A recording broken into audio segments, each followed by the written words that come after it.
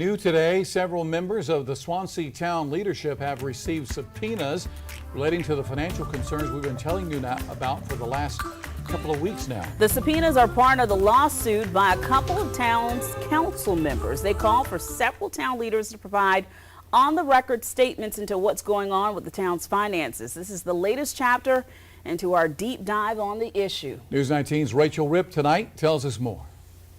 Issued late last week, new court orders are being directed at Swansea's mayor, clerk, and hired auditor. On behalf of Swansea Councilman Michael Luongo, Doris Simmons, and former Councilman Barrett Black, their lawyer Jake Moore is ordering testimony from the defendants explaining the $3.3 million unaccounted for, as outlined in the town's 2021 budget audit. Moore says his clients believe the discrepancies involve the town's water department finances.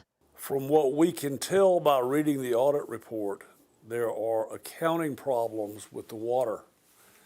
And we want to know what those accounting problems are, if we have lost money because of those accounting problems, what amount of money has been spent on water, what amount of money is owed that hasn't been collected, and what we need to do to correct the problems accounting-wise in the water department.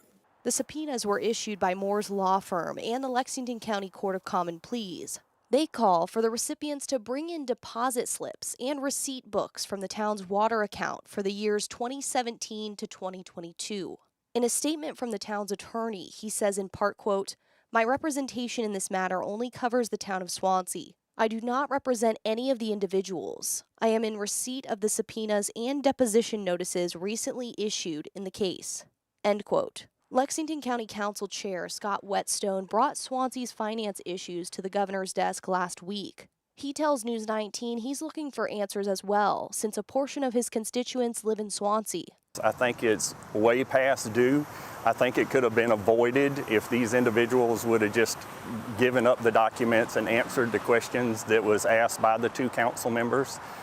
And I think it's a good thing. I mean, I think that these two council members, they had to do what they had to do for the citizens they represent. This court order also requests all working papers related to the town of Swansea's audit. As we've been reporting, it's still unclear whether any actual money is missing out of the town's budget, or whether this is all the result of an accounting error.